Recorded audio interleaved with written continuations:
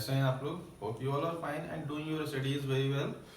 Today we will discuss about laws of motion.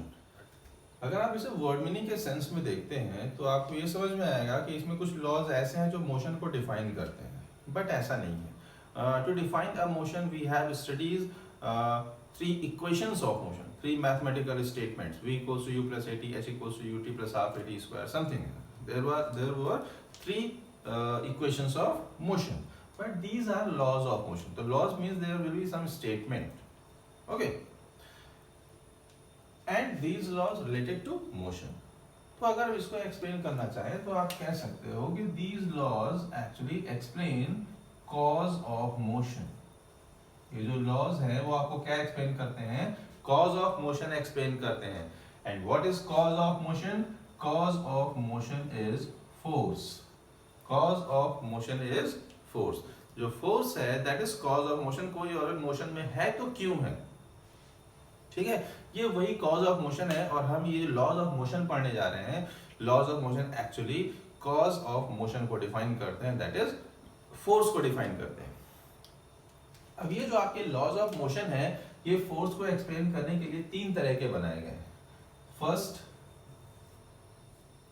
It is first law, it is second law and it is third law. First law defines quality of force. जो first law है वो force की quality को define करता है.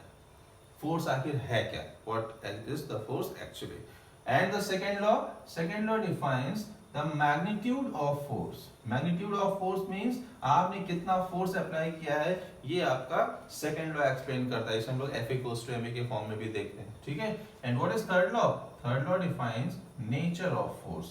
Nature of force का मतलब है कि अगर फोर्स आपने अप्लाई किया है तो उसके क्या कॉन्सिक्वेंसेस हो सकते हैं. Is that clear? तो हम जब लॉज ऑफ मोशन को पढ़ते हैं तो हमको तुरंत समझ जाना चाहिए कि ये basically cause of motion that is force को एक्सप्लेन करने वाला है.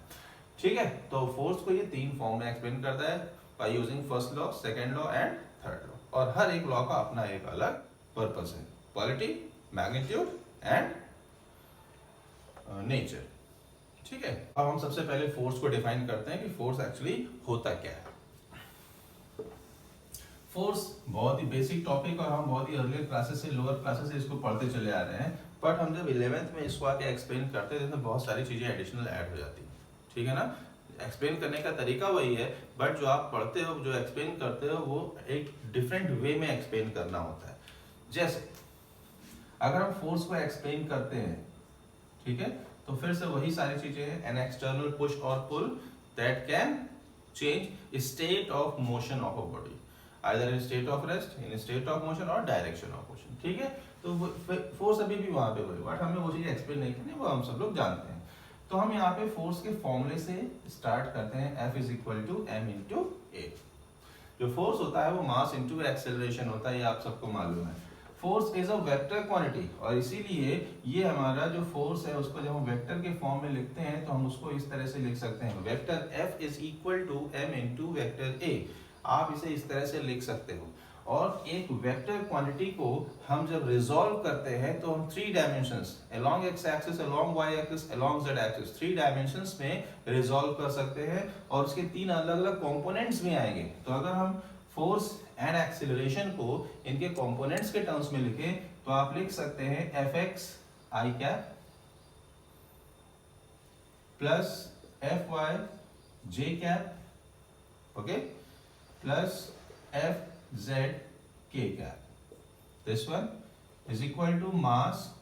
Now अब acceleration की chance, acceleration is ax I cap plus ay j cap plus az k cap. ये इस तरह से आएगा. तो हम जब अब यहाँ पे फोर्स को लिखते हैं तो फोर्स के कंपोनेंट्स और ये एक्सेलरेशन के components, mass is a scalar quantity, इसका कोई कंपोनेंट नहीं है, एज इट इज मेंशन रहेगा. अब आप यहाँ पे देखिए तो आप इसको देखो कि ये फोर्स है आई कैप के साथ. I cap means along x axis, ये उसका डायरेक्शन है, और यहाँ पे जो एक्सेलरेशन है वो भी आई कैप के साथ है, ax that is along x axis. इसका मतलब ये हुआ कि अगर हम करस्पॉन्डिंग डायरेक्शंस को हम कंपेयर करें तो हमें मिल सकता है Fx is equal to m ax, Fy is equal to m ay and Fz equals to m az. कुछ ऐसा। इसका मतलब ये कि अगर आप यहाँ पे एक्स एक्सिस के अलोंग कोई फोर्स अप्लाई करोगे तो जो एक्सीलरेशन प्रोड्यूस होगा वो भी अलोंग एक्स एक्सिस होगा। अलोंग जेड एक्सिस कोई फोर्स अप्लाई होगा तो वो भी along Z axis acceleration produce करता है। डन। नेक्स्ट हम ये कह सकते हैं कि फोर्स दो तरह के हो सकते हैं। एक हो सकता है constant force. Constant force, what is constant force? Constant force का मतलब है कि फोर्स का जो मैग्नीट्यूड है, magnitude of force remains same with the passage of time.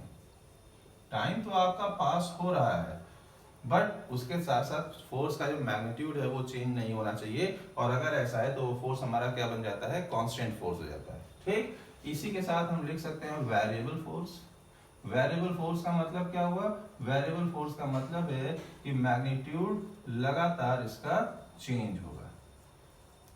जब तक आप फोर्स अप्लाई करोगे तो कभी आपने 10 न्यूटन, कभी 2 न्यूटन, कभी 7 न्यूटन, कभी 15 न्यूटन, इस तरह के फोर्सेस के मैग्नीट्यूड को आप वेरी कर रहे हो, तो वो जो आपका फोर्स होंगे वो सब क्या है? Variable force. टाइम के साथ उसका मैग्नीट्यूड भी क्या होगा? चेंज होता जाएगा। Is that clear? जब हम फोर्स को कैलकुलेट कर लेंगे तो उसको मैग्नीट्यूड को एक्सप्रेस करने के लिए मुझे उसकी यूनिट की जरूरत पड़ती है, और जब यूनिट की जरूरत पड़ेगी तो फोर्स की जो यूनिट है वो दो तरह से ले सकते हैं हम लोग। कैसे? एक तो वही यूनिट्स है जो हम बेसिकली यूज करते हैं, जिनको हम क्या कहते हैं? Absolute unit. ओके, और जो दूसरा है उसे हम क्या कहते हैं? Gravitational unit. Those are known as gravitational unit. Absolute unit में एसआई यूनिट होगी एंड सीजीएस यूनिट होगी। ग्रेविटेशनल यूनिट में एसआई यूनिट होगी एंड सीजीएस यूनिट होगी। इस तरह से एब्सोल्यूट में एसआई यूनिट क्या होती है? इसको हम न्यूटन कहते हैं, कैपिटल एन से डिनोट करते हैं। सीजीएस में क्या है? इसको हम डाइन कहते हैं। ठीक है, एसआई यूनिट में क्या होगा? Kilogram force, KGF, kilogram force. और सीजीएस में क्या है? Gram force, GF. ठीक है ना? तो ये दो तरह की बेसिक यूनिट्स हैं जो हम फोर्स को एक्सप्लेन करने के लिए, एक्सप्रेस करने के लिए यूज करते हैं। ये हमें क्लियर होना चाहिए। ठीक है, ये यूनिट्स हो गई। ओके, अब देखिए मैंने आपसे कहा कि जो फर्स्ट लॉ है वो फोर्स को डिफाइन करने के लिए जो लॉज ऑफ मोशन है उसको तीन कैटेगरीज में डिफाइन करते हैं: quality, quantity that is magnitude, and nature. तो जब आप क्वालिटी को डिफाइन करते हो तो इसका मतलब है फोर्स एक्चुअली है क्या? फोर्स एक्चुअली क्या है, हमें उसे डिफाइन करना है। और जब हम फोर्स को डिफाइन करना चाहते हैं तो इसमें हमारी हेल्प कर सकता है एक क्वांटिटी, इसको हम क्या कहते हैं? इनर्शिया। एक क्वांटिटी है, इसको हम क्या कह सकते हैं? इनर्शिया कह सकते हैं। तो अगर मुझे फोर्स को यानी फर्स्ट लॉ के थ्रू फोर्स को डिफाइन करना है तो हम इनर्शिया को एक्सप्लेन करेंगे सबसे पहले। ठीक, इनर्शिया क्या है? इनर्शिया आपने बेसिकली लोअर क्लासेस में पढ़ी होंगी, जैसे 9th में पढ़ा होगा आपने। तो इनर्शिया को हम एक्सप्लेन करते हैं, तो कैसे एक्सप्लेन करोगे? ऑपोजिंग प्रॉपर्टी, या आप कह सकते हो रेजिस्टिव प्रॉपर्टी, रेजिस्टिव प्रॉपर्टी। और ये रेजिस्टिव प्रॉपर्टी किस लिए है? ये चाहती है कि ऑब्जेक्ट अपनी स्टेट को एज इट इज मेंटेन रखे, उसमें किसी तरह का कोई चेंज ना हो। No change in present state, जो उसमें करंट स्टेट है उसमें कोई चेंज नहीं होना चाहिए, जो ऑब्जेक्ट जैसा है वो वैसा ही बना रहे। यही हमारी क्या है? इनर्शिया की प्रॉपर्टी है।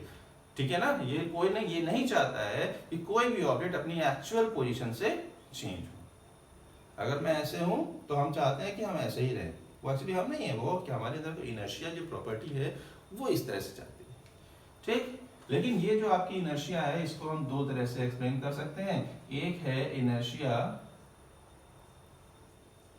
ऑफ मोशन, और सेकेंड जो है वो है इनर्शिया ऑफ रेस्ट।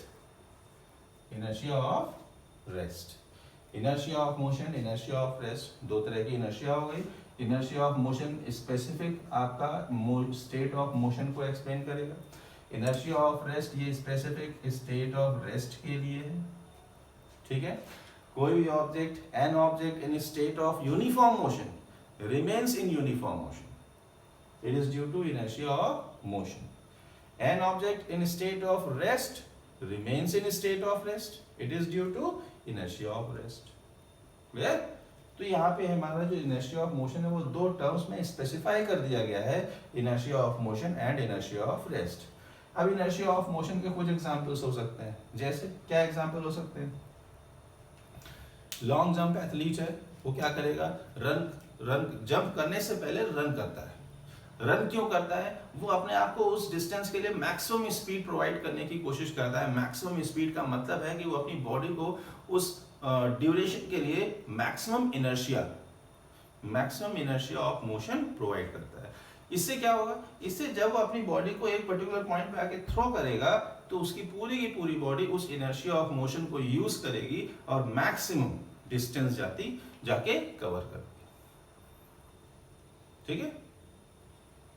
जंप करने के बाद ऑब्जेक्ट मूव कर जाएगा, क्यों? Due to inertia of motion. Passengers हैं, बस ट्रेवल करती है, पैसेंजर्स हैं उसमें बैठे हुए हैं, अचानक से बस में ब्रेक लगती है तो क्या आपका अपर पोर्शन फॉरवर्ड डायरेक्शन में जर्क हो जाता है, लेकिन जो लोअर पोर्शन है वो अभी भी एज इट इज मेंटेन रहता है। उसका रीजन ये है कि हमारा जो लोअर पोर्शन है वो बस का जो सरफेस है उसके कांटेक्ट में है, इसलिए जैसे ही बस रन करते हुए स्टॉप हुई हमारा लोअर पोर्शन स्टॉप हो गया, रुक गया। पर जो अपर पोर्शन है वो अभी भी इनर्शिया ऑफ मोशन की वजह से मोशन में रहना चाहता है और इसीलिए वो आगे की ओर बेंड हो जाता है। क्लियर? आगे की ओर वो क्या होगा? बेंड हो जाएगा और वहीं पे फिर थोड़ी देर बाद रेस्ट पे रहती है। ठीक? रन करते हुए ट्रेन से जब आप बाहर जंप करते हो, ट्रेन से प्लेटफॉर्म पे जब आप बाहर जंप करते हो तो ट्रेन के डायरेक्शन में ही जंप करना है और जंप करने के बाद फिर आप 2-4 स्टेप्स आपको रन करने होते हैं। क्यों? क्योंकि अगर आप ऐसा नहीं करोगे तो जैसे ही आप जंप करके अर्थ सरफेस को टच करोगे, earth surface state of rest पे है और जब वो स्टेट ऑफ रेस्ट पे है तो आपके जो पैर होंगे तुरंत रुकना चाहेंगे। अगर आप रुक गए तो आपकी जो अपर बॉडी है वो गिर जाएगी और आपको चोट लग सकती है, आप हर्ट हो सकते हो। इसको बचाने के लिए, अवॉइड करने के लिए हम 2-4 स्टेप उसी डायरेक्शन में रन कर लेते हैं। These are some examples of inertia of motion. ऐसे inertia of rest, on beating the hanging carpets, dust particles comes out. तो जो hanging carpets हैं उसको आपने गंदा किया और गंदा करके फिर क्या किया? उसको साफ करना है तो आपने उसको हैंड किया और उसको स्टिक से हिट करने लगे और जब आप उसे स्टिक से हिट करोगे तो क्या होगा? डस्ट पार्टिकल्स बाहर आ जाएंगे। क्यों? क्योंकि जो कारपेट है उस पर जब आप फोर्स अप्लाई करोगे तो कारपेट तो डायरेक्ट फोर्स अप्लाई किया, इसलिए कारपेट क्या होता है? अपनी पोजीशन से शिफ्ट हो जाएगा। बट जो डस्ट पार्टिकल्स उसमें छुपे हुए हैं उनको नहीं मालूम है कि अभी उस पर फोर्स अप्लाई होने वाला है, इसलिए वो जो आपके डस्ट पार्टिकल्स होते हैं वो इनर्शिया ऑफ रेस्ट की वजह से अपनी उसी पोजीशन पे बने रहना चाहते हैं और जैसे इनके पैरों के नीचे से जमीन हटी ये नीचे गिर जाते हैं। On shaking the branches of tree fruits fall down. ठीक है ना? ये ब्रांच है, ये यहाँ पे फ्रूट्स लगे, आप ब्रांच को तेजी से हिलाते हो तो तेजी से जब हिलाओगे तो ब्रांच अचानक से मोशन में आएगा, बट जो फ्रूट्स है ये अभी भी स्टेट ऑफ रेस्ट पे है तो इससे ये डिटैच हो जाएंगे और ये नीचे गिर जाते हैं।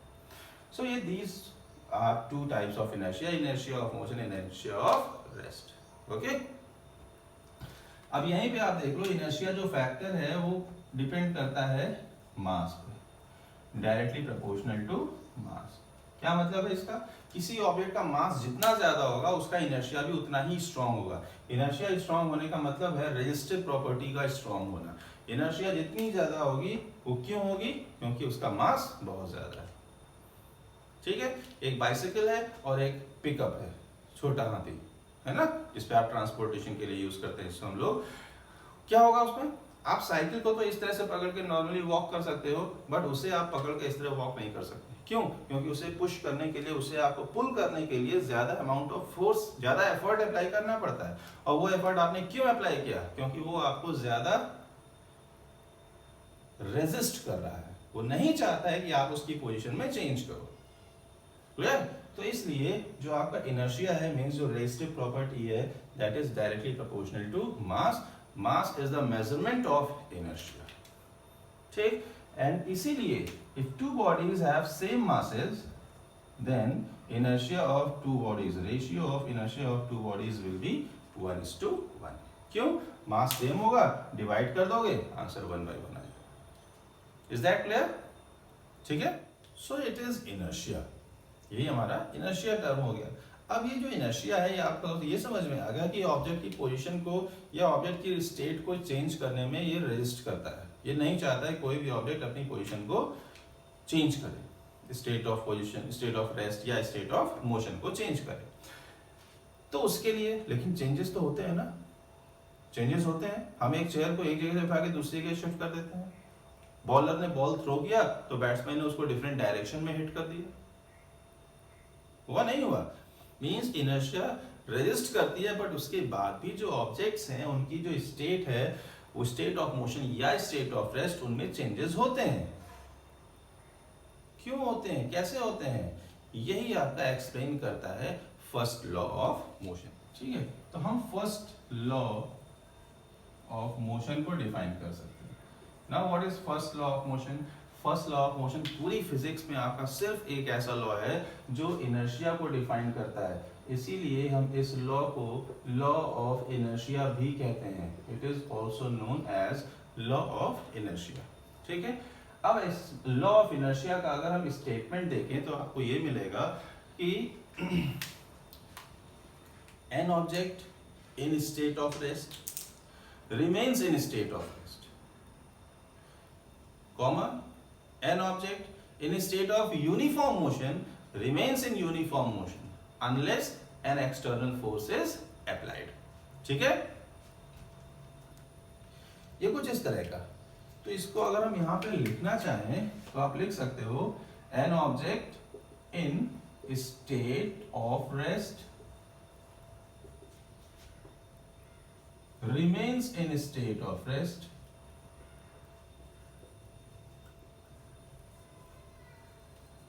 second, in state of uniform motion। Uniform motion का मतलब आप मोशन वाले चैप्टर में पढ़ चुके हैं। in state of uniform motion remains in state of uniform motion unless an external force is applied। तो वो जो स्टेटमेंट था उसको मैंने शॉर्ट फॉर्म में कुछ ऐसा लिख दिया है। An object in state of rest remains in state of rest in state of uniform motion remains in state of uniform motion unless an external force is applied. अब ये जो आपका टर्म आपको दिखाई दे रहा है अनलेस, यहाँ पे एक टर्म रिटन है अनलेस, इससे जस्ट पहले का ये जो पूरा स्टेटमेंट है ये इनर्शिया को डिफाइन करता है। मींस कोई ऑब्जेक्ट अगर रेस्ट पे है तो रेस्ट पे ही रहना चाहता है। लेकिन अगर यहाँ से अनलेस से हम सेकंड वाला पार्ट देखें तो ये क्या लिखा हुआ है, एक एक्सटर्नल फोर्स अगर हम अप्लाई करते हैं तो उसकी इनर्शिया ब्रेक हो जाती है। तो ये जो आपका फर्स्ट लॉ है ये एक्चुअली लॉ ऑफ इनर्शिया इस नाम से भी जाना जाता है और इसीलिए ये इनर्शिया को भी डिफाइन करता है। और दूसरी चीज ये है कि ये जो आपका फर्स्ट लॉ है वो फोर्स को भी डिफाइन करता है, फोर्स की क्वालिटी को डिफाइन करता है। ये कहता है कि फोर्स एक्चुअली है क्या, तो फोर्स एक ऐसा एक्सटर्नल एफर्ट है जो किसी ऑब्जेक्ट की इनर्शिया को चेंज कर सकता है, दैट इज फोर्स।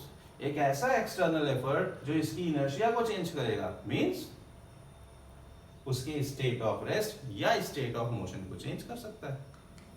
इसी को हम क्या कहते हैं, फोर्स कहते हैं। तो यही हमारा फर्स्ट लॉ ऑफ मोशन हो गया। क्या इतनी बात समझ में आ गई? तो अगर हम फोर्स को डिफाइन कर सकते हैं F = ma, उसका वेक्टर फॉर्म, उसके यूनिट्स के फॉर्म में, ठीक है। फिर हमारा इनर्शिया एक टर्म आएगा and then first law of inertia. Clear हो गया? कुछ एग्जांपल्स हैं जो आपको बुक से जरूर पढ़ने हैं, वो एग्जांपल्स जैसे आपके इनर्शिया से रिलेटेड हैं, ठीक है। Inertia of rest, inertia of motion. एक चीज और भी बता दूं कि कहीं कहीं आपको इनर्शिया ऑफ डायरेक्शन से जैसा भी एक टर्म मिलेगा वो बिल्कुल एग्जिस्ट कर सकता है, ठीक है। रीजन ये है, इनर्शिया ऑफ रेस्ट मतलब स्टेट ऑफ रेस्ट हो गया, inertia of motion mean state of uniform motion हो गया। Now inertia of direction means object एक पर्टिकुलर डायरेक्शन में जा रहा है और फोर्स अप्लाई करके आप उसके डायरेक्शन को चेंज करते हो, तो वहां पे आपने फोर्स अप्लाई किया और उसका डायरेक्शन चेंज हुआ है, इसीलिए वो इनर्शिया ऑफ डायरेक्शन के सेंस में भी यूज किया जा सकता है। एग्जैक्टली, इससे रिलेटेड आपको कोई भी डाउट्स हो आप कमेंट बॉक्स में मेंशन कर सकते हो। ठीक है, थैंक यू।